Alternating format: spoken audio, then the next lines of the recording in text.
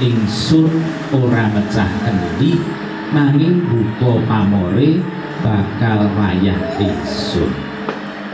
Mari para ibu bapak kita hitung ya, mulai angka 1 ya. 1, 2, 3. Wos pecah pamore. Tepuk tangannya mana? Yakin utuh?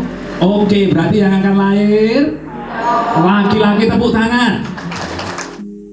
3, 2, 1. Lepas mas, silahkan diambil. Oke, tolong diteliti pecah atau tidak. Pantes menopo dereng?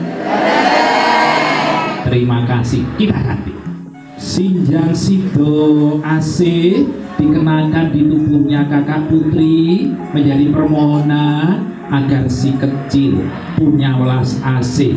Pantas atau belum? Kita ganti.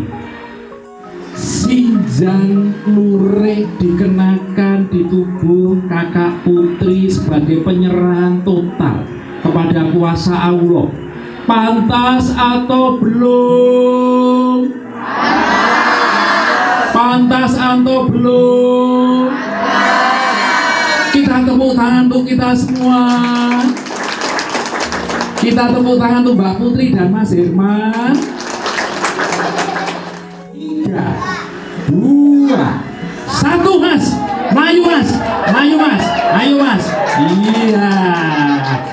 Sing banter mas. Tekan tembok ono.